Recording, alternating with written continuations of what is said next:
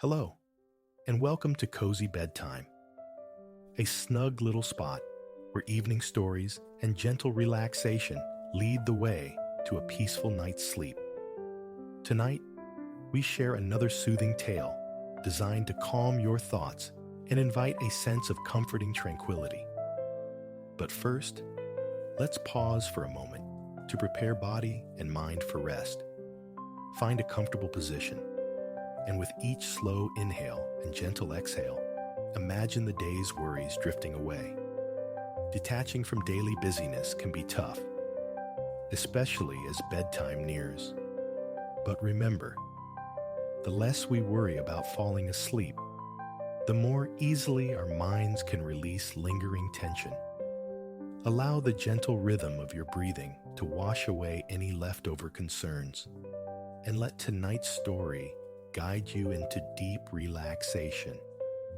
Now, settle in and let the warm, comforting atmosphere of cozy bedtime envelop you. Enjoy the story, and may your night be peaceful and restorative.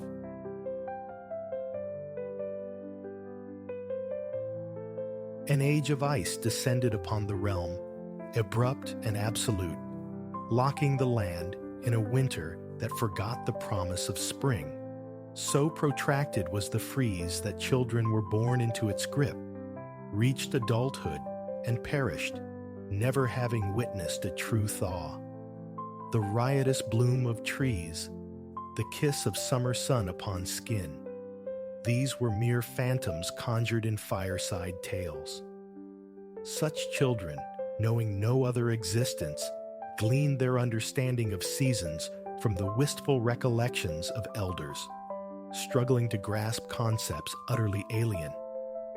The pastels they recognized painted not petals, but the twilight expanse above. Verdancy, to them, was solely the stoic hue of the evergreen. All else dissolved into the ubiquitous white blanketing their world. Try as the graybeards might to evoke visions of undulating emerald hills, sun-drenched wildflowers, or rivers like fractured turquoise, the young could only sketch these wonders within the confines of imagination. Why this unending frost had claimed their lives remained a question shrouded in conjecture. Yet one certainty held: concurrent with winter's arrival, a monolithic spire of ice had thrust itself into the kingdom's heart. So treacherous, so utterly unassailable was its slick facade that it earned the name the Vitrine Spire. Whispers attributed this ominous peak to a sorcerer's wrath, born of contention with a king, resulting in the monarch and his daughter being exiled, eternally marooned upon its frozen crest. Countless were the sagas spun by Hearthlight, chronicling men who dared the ascent, bearing tokens to claim the hand of the sequestered princess. Futile endeavors all. The summit proved nigh impossible. Guarded, the stories insisted, by an immense, terrifying avian sentinel. Every aspirant, every suitor, inevitably met defeat, cast back to the spire's base. Even those armed with axe or pick, seeking purchase on the unforgiving slope, ultimately relinquished their tools, forced to contend bare-handed with the monstrous bird. To scale the spire and withstand the winged guardian's fury seemed a task beyond mortal capacity. From valiant knights to sturdy local farmers, none could breach the vitreous barrier to reach the princess held captive within its icy embrace.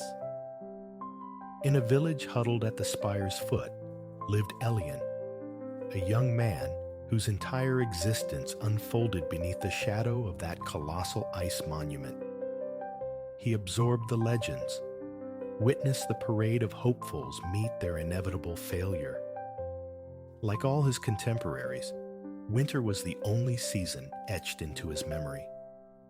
Though tales of summer sparked a curious intrigue, He felt no inherent yearning for what he'd never known. Yet Elian possessed a keen mind and a quiet love for challenge. His days were consumed by myriad chores, essential contributions to his family's meager subsistence. But in stolen moments of leisure, he found solace gliding across the village pond, carving graceful arcs upon its frozen skin, his gaze often drifting upward to the scintillating peak.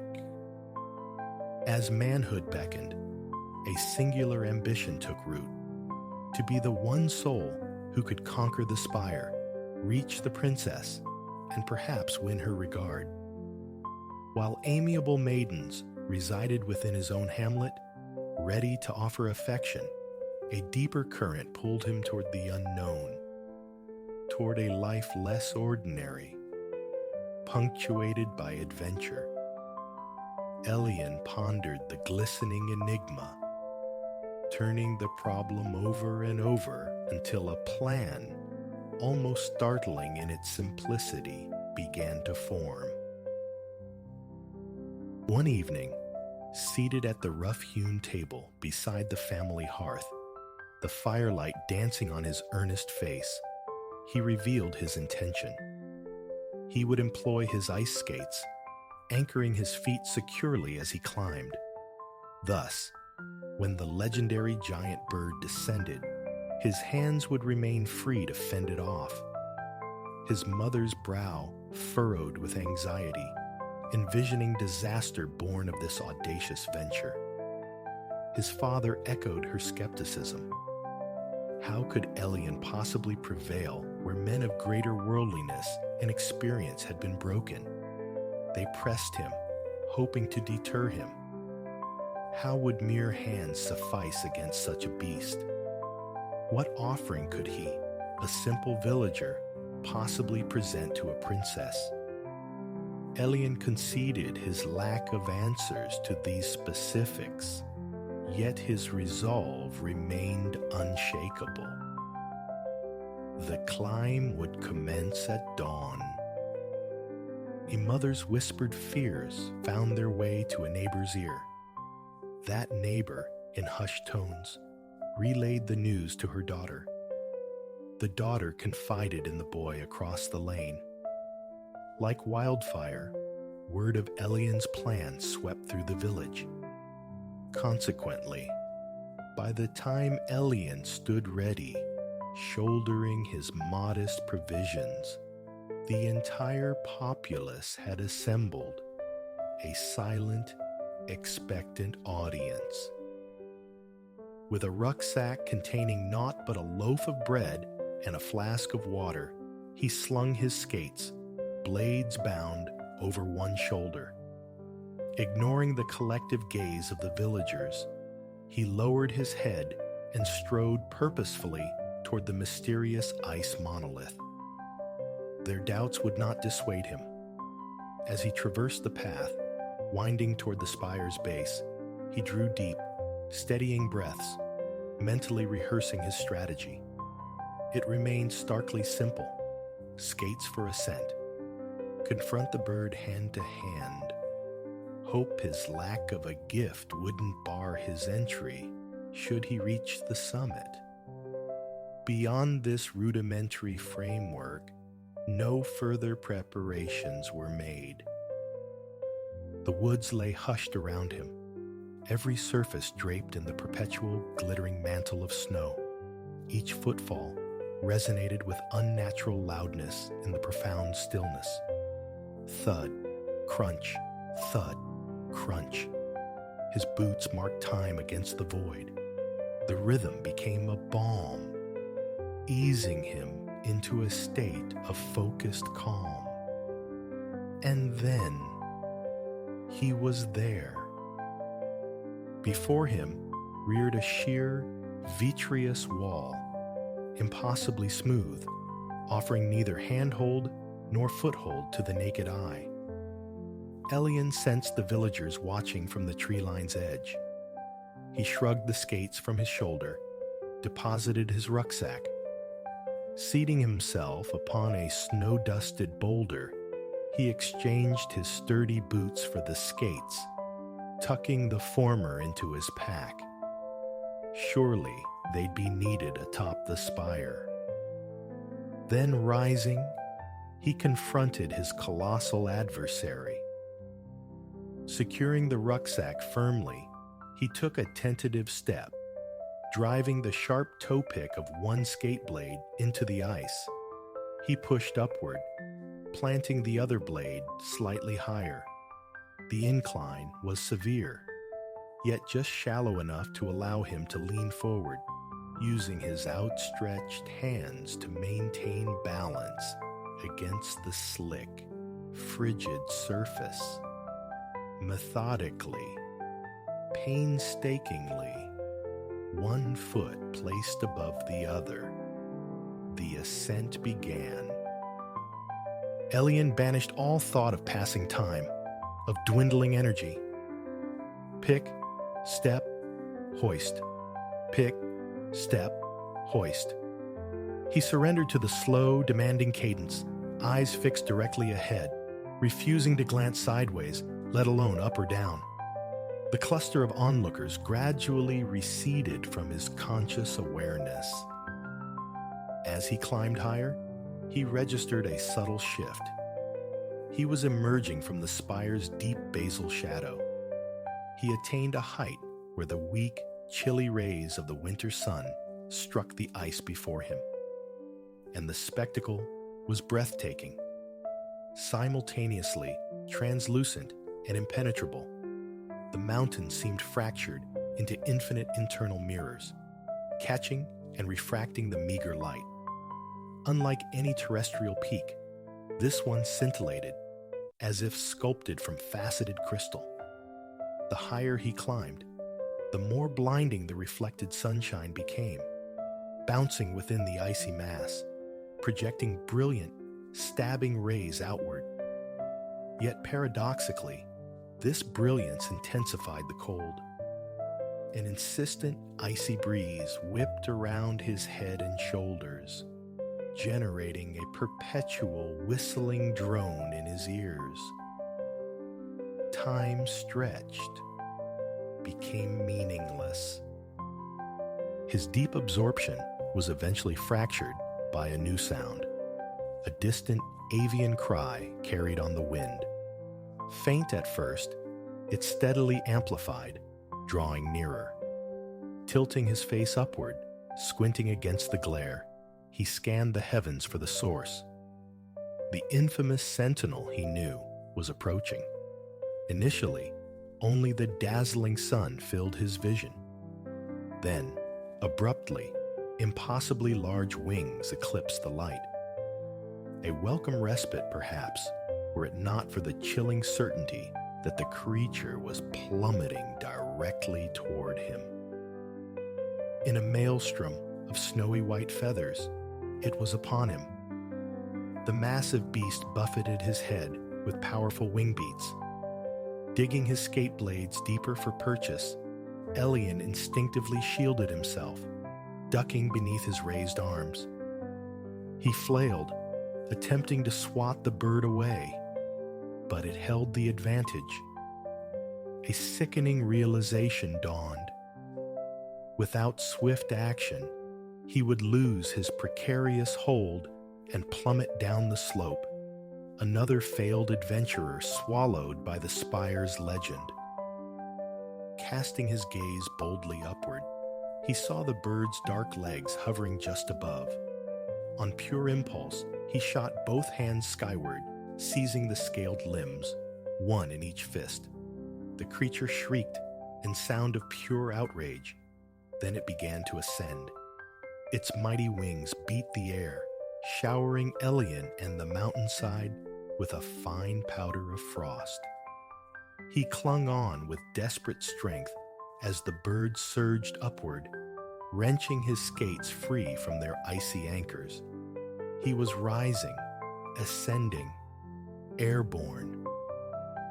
As if striving to shed this troublesome burden clinging to its feet, The white eagle poured all its formidable energy into flight, lifting Elian high above the spire, carrying him toward the summit. He squeezed his eyes shut initially, heart hammering. After several moments, he dared to peek downward. To his astonishment, the glistening ice blurred beneath him at incredible speed. He was moving faster than he ever imagined possible. To his sides, the snow-locked landscape unfurled. Miniature houses, toy trees, tiny meandering roads composing a storybook panorama. Beautiful, yet profoundly unreal. The vista was a marvel, but the weight of his skates dragged, and a burning ache spread through his arms. He feared his grip wouldn't hold much longer.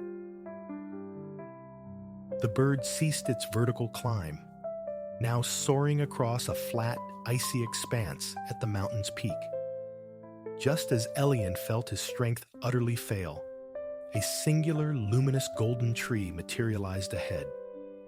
It stood solitary in the world of frost white, radiating a brilliant, warm-hued light in all directions. Its myriad small leaves seemed to shimmer with an inner vitality, the only sign of animate life. Elian doubted the landing would be gentle, but it represented his sole chance. As the eagle swooped low over the tree, he released his hold. He landed hard amidst a resonant musical vibration, like the chiming of 1,000 tiny bells. Disoriented, it took him a moment to gather his wits. Cautiously, he pushed himself into a sitting position. He found himself inside the most enormous bird's nest imaginable.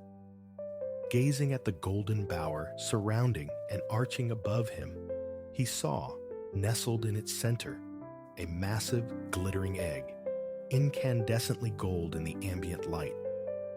It was large enough to overwhelm his rucksack entirely. Closer examination revealed it was fused to the nest's base by a thick layer of ice and frost.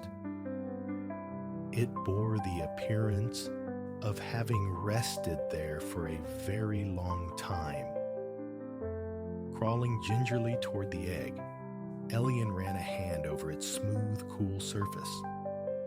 A gentle push confirmed it was frozen fast. He couldn't dislodge it without risking damage to the shell. Yet, he coveted this prize. It was the only object he'd encountered worthy of being a gift for the princess. Sitting back on his heels, he thought intently. An idea sparked. Reaching into his rucksack, he retrieved his water flask from its relatively warm interior. Unscrewing the cap, he carefully poured the lukewarm liquid over the egg's frozen base. As hoped, the water, just warm enough, began to melt the crystalline bonds.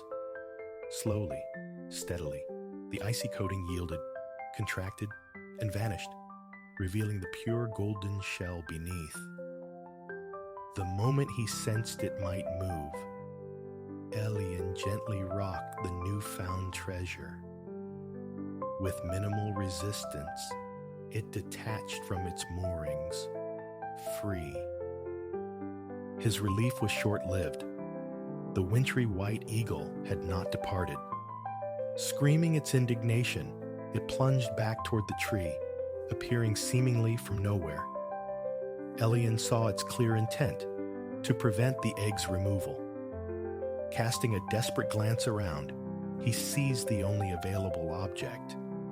As the eagle's talons descended once more toward his head, he thrust the loaf of bread from his rucksack into its grasp. Mistaking the bread for its reclaimed prize, the bird uttered a triumphant squawk and soared away, its cries diminishing into the vast, cold sky. Elian remained motionless for a moment, exhaling a ragged sigh of relief. Certain the eagle was truly gone, he turned back to the egg. He retrieved his boots from the rucksack, carefully nestled the golden orb within its confines, and securely fastened the flap. Then, removing his skates, he pulled his boots back on, draping the skates over his shoulder once more. Leaving the rucksack momentarily at his feet, he stood cautiously within the colossal nest, attempting to survey the summit. At first, only a vast, blinding expanse of whiteness met his gaze.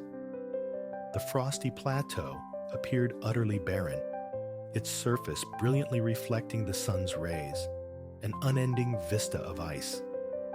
Shielding his eyes, however, he perceived a faint, intermittent sparkle in the distance. Holding his breath, he watched. It flashed again.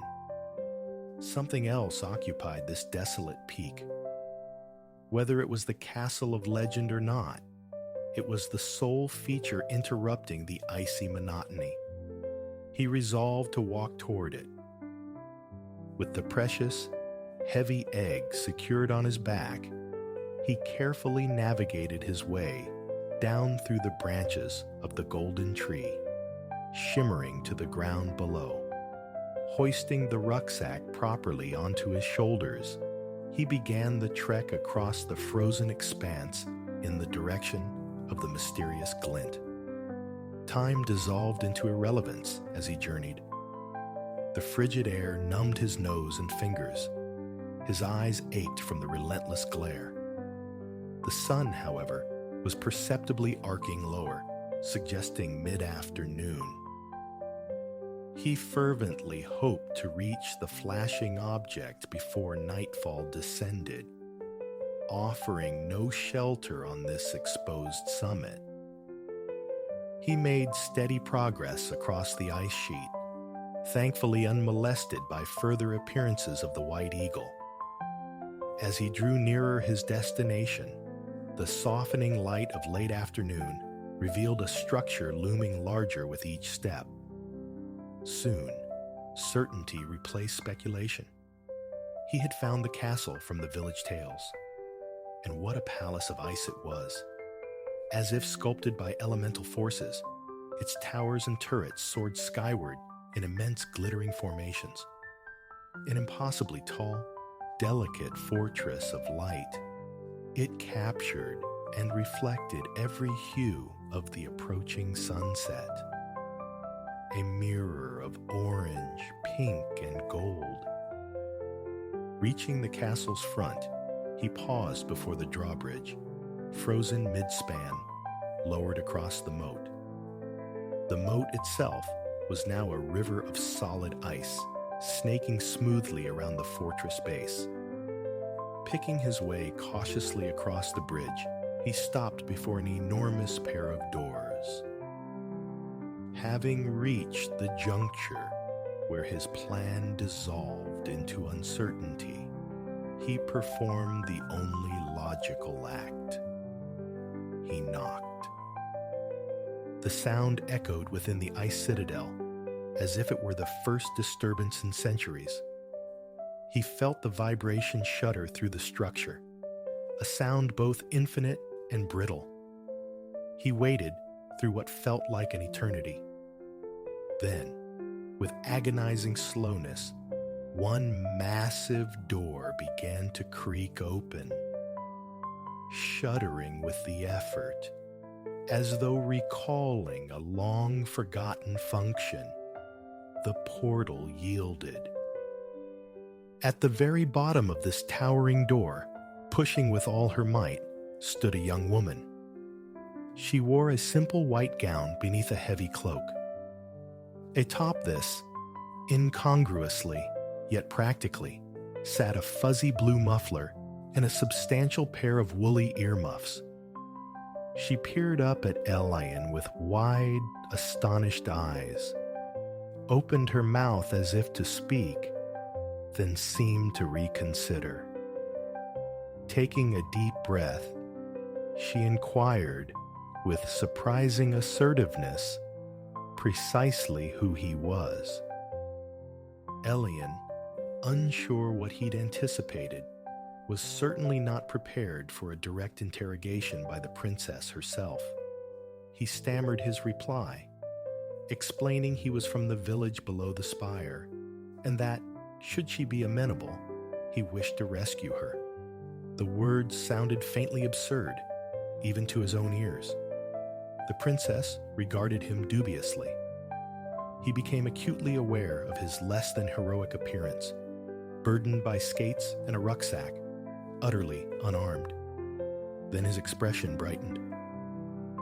"I found something special," he offered. "May I bring it inside?" This clearly captured her interest.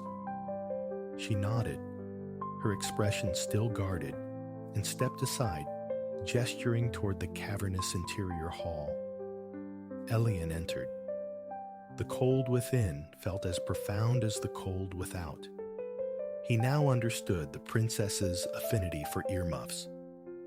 Before he could present his gift, she drew herself up. "I am Lyra," she stated simply. He managed an awkward bow, murmuring his own name. She inclined her head graciously. "So then, Elian, what have you brought me?" Elian swung the rucksack from his shoulder, opened the flap, and slowly, carefully, drew forth the glittering golden egg. Lyra's eyes widened at the sight. She gently took it from his outstretched hands. He recounted his journey, the climb, the eagle, the nest. Upon hearing the tale, Lyra confirmed she had often observed the great white eagle circling the spire, suspecting it was the zoomorphic form of the sorcerer who had cursed them long ago. She related, her voice tinged with sorrow, that her father had departed the castle years past, seeking the sorcerer to plead for their release. He had never returned, and so she remained, suspended in time, never aging through the uncounted seasons of ice. Elian offered words of sympathy for her plight, but Lyra seemed captivated by the egg cradled in her hands. Shifting it gently, she exclaimed, "Elian, the egg, it grows warmer." As he watched, the golden shell began to glow, suffused with an internal luminescence. Its surface, previously a static gold, seemed to ripple and shift. Uncertain, Lyra carefully placed the egg on the flagstone floor between them and stepped back. Before their astonished eyes, the egg blazed brighter, bathing the hall in an intense golden radiance. Lyra pulled off her muffler, remarking on a sudden warmth. Elian realized he too felt uncomfortably hot.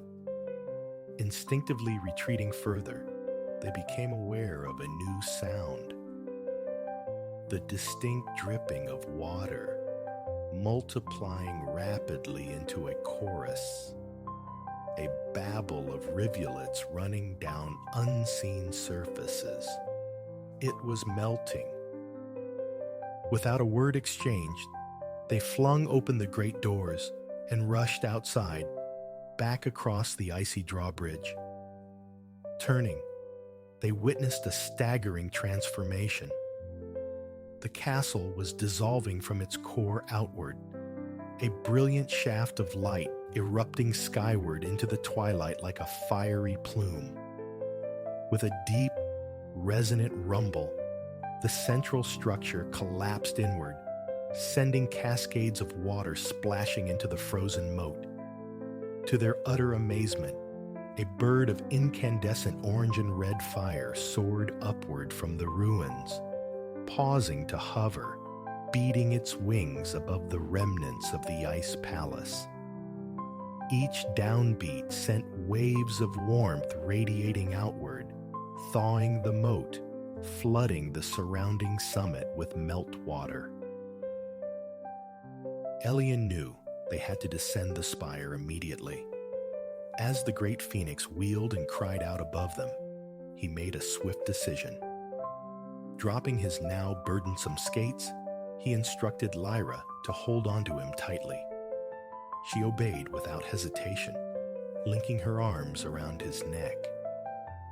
Then, as the magnificent bird swooped low overhead, he reached up and grasped its fiery legs, clinging with the same desperate tenacity he'd employed with the frost-white eagle on his ascent. Without protest, the firebird lifted them into the air. The ephemeral ice palace dissipated behind them, the ground itself seeming to melt and subside. The triumphant phoenix soared across the mountaintop and then plunged downward, heading directly for the village nestled far below. The slick mountainside rushed past, now streaked with countless rivulets cascading downhill. The wind buffeting their faces was powerful, yet carried an astonishing heat. They shut their eyes tightly, concentrating solely on maintaining their grip. Then, abruptly, their feet brushed the ground. They released the bird, tumbling together in a heap onto the damp earth in the clearing at the spire's base. The phoenix surged upward, a fantastic, glowing orb against the deepening night sky, and vanished into the distance with a final resonant cry. A shower of golden sparks drifted down in its wake, like embers from a celestial fire. Elian and Lyra lay sprawled on the wet snow, gazing upward, gasping for breath. After several moments of stunned silence, they turned their faces toward each other and erupted into laughter. They had succeeded. Lyra was free. Elian was home. The villagers, having long since abandoned their vigil, had retreated to the warmth of their hearths and evening meals. No one witnessed Elian's return, navigating the moonlit path with an unfamiliar young woman leaning on his arm. Thus, the astonishment was profound when their son reappeared, quite astonishingly, upon their doorstep. His mother, overcome, nearly spilled the simmering stew. By the following morning, the world stood transformed. A warm, steady rain showered the entire land, washing away the last vestiges of the long winter. Snow and ice vanished almost entirely under its persistent caress. The rain ceased after a full day, yielding to the sun. When the first gentle rays of genuine spring warmth touched the land after generations of cold, the village erupted in joyous celebration. As weeks turned into months, children discovered the forgotten rhythm of the seasons. They learned the deep green of new grass, the vibrant spectrum of flowers blooming through spring, summer, and autumn. Cheerful birdsong, absent for so long, filled the air from every budding treetop. Prosperity slowly returned to the valley. And when Elian eventually asked Lyra, the erstwhile winter princess, for her hand in marriage, he presented her not with a single, impossible treasure, but with a vibrant bouquet, bursting with flowers in every conceivable color of the rainbow. In the nascent years of the 2nd century, when the world answered to Rome, the Emperor Aurelius sought solace not in the capital's marble heart, but in the verdant embrace of Tibur. His newly wrought estate, a mere score of miles from the forum's clamor, existed worlds away. nestled within the rolling contours of the countryside. Sunlight, thick as honey, draped the late spring afternoon as Aurelius ambled through his gardens. A man of middle years, tall, his dark hair curling above a meticulously kept beard, he wore the empire lightly today. Gone were the imposing togas. Simple linen and worn sandals suited his purpose. Escape. The city's relentless pulse, the demanding oversight of artisans refashioning the Pantheon's divine dome, had receded. Tiber offered its balm. A swift ride astride his favorite mount dissolved the distance from Rome in mere hours, transforming frantic city rhythms into Tiber's languid cadence. What began as weekend respites had gradually elongated, weeks melting into months beneath the villa's spell. He was just rediscovering Tiber's gentle tempo this morning, having arrived after a satisfying midday meal. Now, traversing a favored precinct on the estate's edge, his shadow stretched beside that of Lyra, his devoted obsidian hound. Here, human artistry embraced wild grace, pathways flanked by marble deities and whispering fountains, walls veiled in fragrant wisteria cascades, their violet tears staining the brickwork. A long pool shimmered distantly, a mirror to the cerulean sky. Silence reigned, save for their soft tread and the water's murmur, until Aurelius paused, listening intently. Birdsong threaded the quiet, the proximate chatter of sparrows bathing at fountain lips, the more elusive melodies drifting from unseen throats, nestled deep within cypress spires and the sheltering canopies of umbrella pines. A profound sigh escaped him, carrying the week's accumulated weight. Here, the city's anxieties dissolved like mist. Tibur restored him, lightening his spirit, peeling back the years. Compared to Rome's magnificent chaos, this felt like Arcadia reborn, tranquil, the air a cool, clean draft. Breathing deeply, a smile touched his lips. More than a home, this was his sanctum, a refuge crafted from dreams. This sprawling haven was Aurelius's own conception, born from a desire for a retreat near the capital yet utterly distinct. No existing estate satisfied. He envisioned something grander, more intimately his own. To his architects, he declared his ambition to sculpt an ideal metropolis in microcosm. Vast it was, exceeding Pompeii in scale, a constellation of over 30 structures adrift in sculpted greenery. Countless pools, fountains, and thermal baths punctuated the landscape. Libraries, temples, grand pavilions, even a secluded domicile upon a man-made isle. Nothing was spared.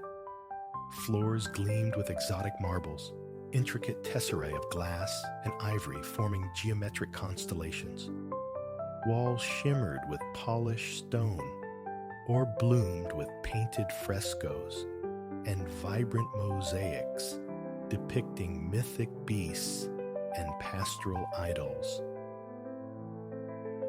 While echoing the opulence expected of Caesar's, his Palatine residence in Rome was no less magnificent. Tiber bore an indelible, personal signature.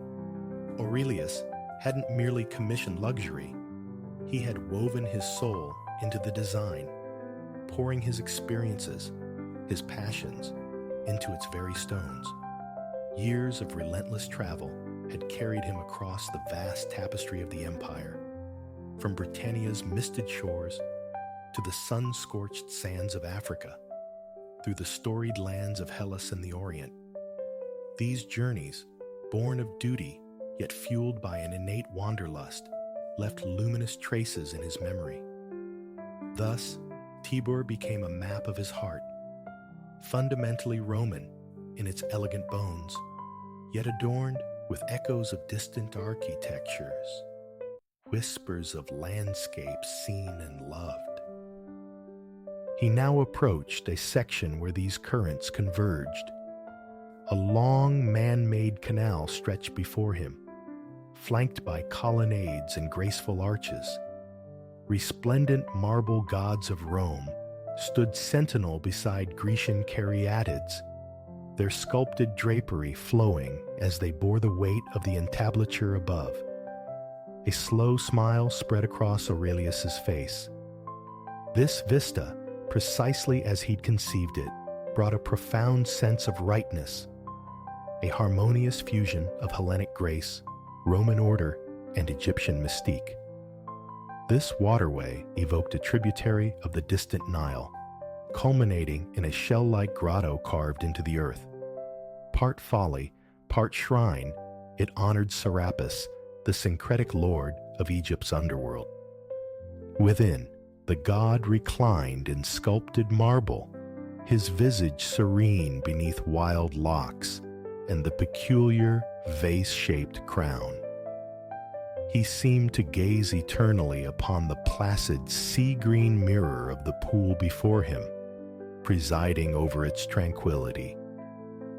On warm evenings, this space transformed, hosting lavish banquets beneath the stars. Aurelius knew its power over guests. They invariably praised its perfect symmetry, its dreamlike quality. Yet for him, the pool resonated deeper, echoing with memories. The sun-drenched landscapes of Africa, the profound beauty of Athens explored years ago, its ancient stones whispering secrets. And inextricably woven with these recollections was Lysander, his beloved companion, encountered during those eastern journeys in Bithynia, had shared those golden days. Standing here, Aurelius felt the past surge, time dissolving as images of shared discovery, of Lysander's presence beside him, filled his mind. Reaching the grotto's edge, he stood gazing into the water's shimmering depths, captivated by the dance of light and reflected marble. The vividness of memory softened, nostalgia yielding to a quiet, present contentment. Those days abroad shone brightly in his past, yet this time, this place held its own serene happiness. He felt settled, more at ease within his own skin. His gaze swept the length of the water, embracing the colonnades, the statues, the elegant arches.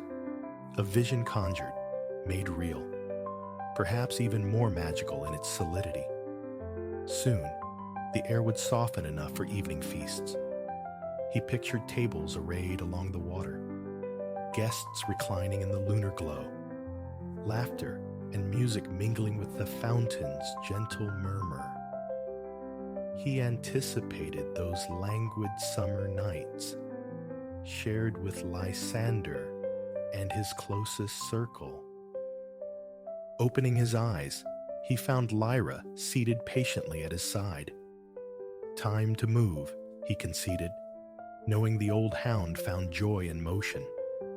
Though past her hunting prime, she still relished exploring the estate's vastness. As he turned, she trotted ahead, muzzle hovering just above the earth, investigating every scent with profound concentration. Aurelius watched, amused by her absorption in the utterly mundane, a patch of turf holding more fascination than any sculpted marvel. It struck him, humorously, how immune Lyra was to the curated splendor surrounding them. Masterpieces of art, pavements of costly stone, they registered less than the olfactory tapestry woven into the grass. Her world was immediate, sensory, anchored by his presence. Any garden would suffice for her happiness. This, Aurelius mused, was part of the profound appeal of dogs, their unwavering loyalty, their simple, unconditional affection, and their gentle insistence on the value of the ordinary. The villa's artworks were magnificent, yes, but so too was this unassuming stretch of green.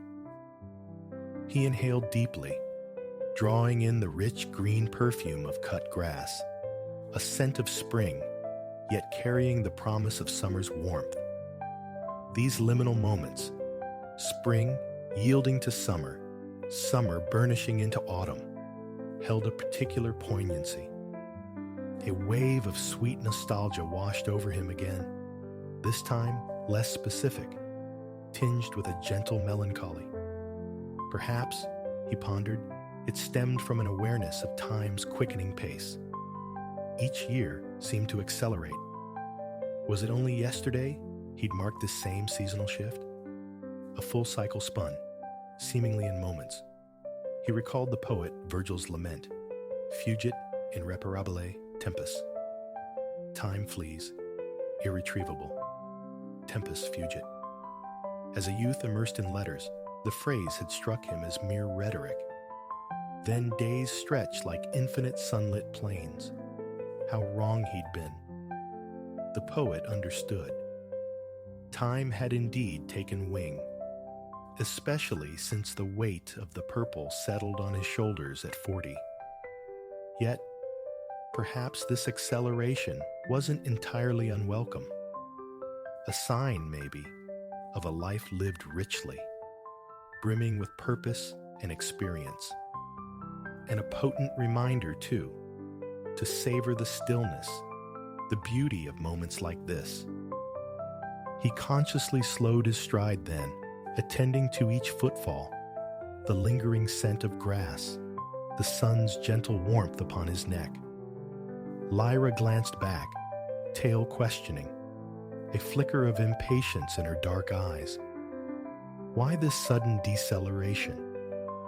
Aurelius offered an affectionate stroke to her head before quickening his step slightly, turning towards the residential heart of the estate. Their path led them past the imposing structure of the thermal baths, through intimate garden courts shimmering with mosaic fountains. Finally, they arrived at a colonnaded portico guarding their destination, Aurelius's island sanctum. Here stood a substantial villa, 30 rooms encompassing sleeping chambers, a library, a study, even its own modest bath complex, occupying entirely an island born of engineering, encircled by a placid moat. Access lay across a retractable wooden drawbridge. Though the bridge typically remained lowered, Aurelius cherished the potential for absolute seclusion it represented.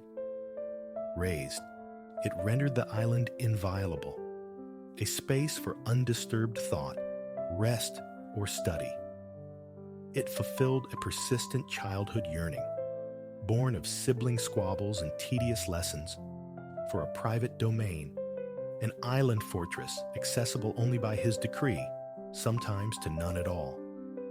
His boyhood fancy conjured a rugged sea-girt rock. The reality, this elegant structure, shimmering in white marble, surpassed even those dreams. Looking upon it now, a deep satisfaction settled within him. The boy dreaming of escape could never have conceived of building his own island. Aurelius stepped onto the wooden span, Lyra close behind. Glancing down, he caught the fleeting silver of a fish darting through the clear water of the moat, one of several such ponds gracing the grounds. He found their silent, gliding presence calming, often pausing to observe their languid passage among the reeds. A new notion sparked. Perhaps an indoor pool, an aquarium filled with the empire's most vibrant aquatic life. A project to discuss with his architects soon. Ever the visionary, Aurelius always held nascent ideas, blueprints forming in the quiet corners of his mind. Crossing the threshold, they entered the villa's impressive atrium.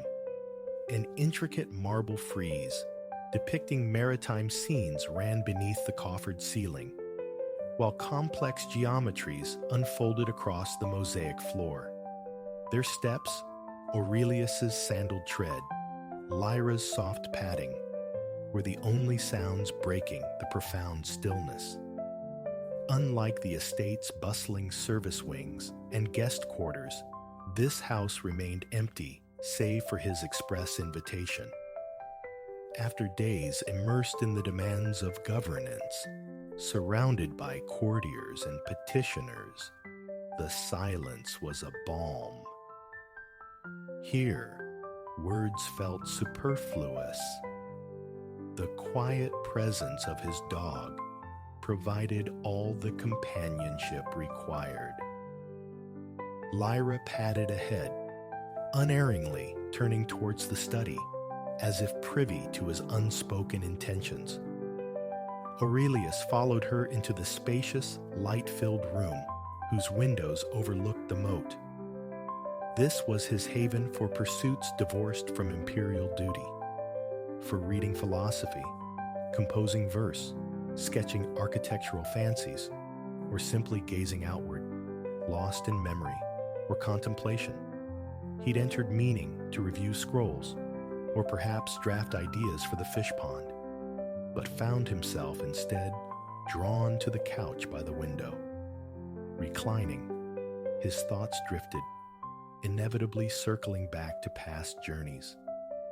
The tour through southern Hellas with Lysander, supervising the meticulous restoration of ancient temples, rose vividly before his closed eyes.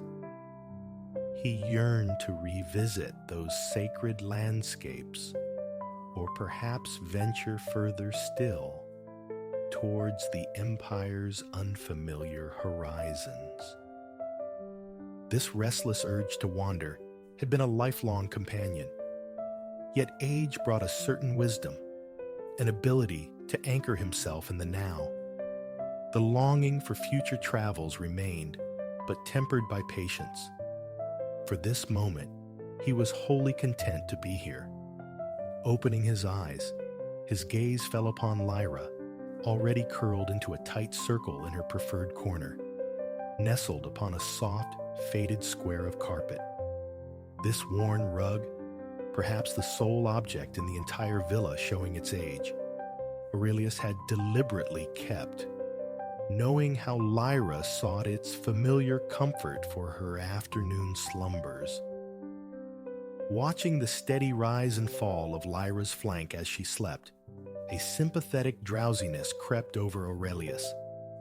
The week's exertions, followed by the garden's tranquil air, had left him peacefully weary. With no pressing duties, why not yield? Another simple luxury afforded by age, he mused with an inward smile. Adjusting the cushions for comfort, he lay back, closing his eyes once more. A slow, deep inhalation seemed to still both body and mind. The room was cool, utterly silent, but for the faintest sound of the dog's rhythmic snoring and the measured cadence of his own breath. Slow, deep, settling into the effortless tempo that precedes sleep. Thoughts of Tibur, of journeys past and future, began to blur, receding like distant shores. Aurelius, emperor and architect of dreams, drifted towards another domain, inviolable, private, profound, the quiet realm of sleep.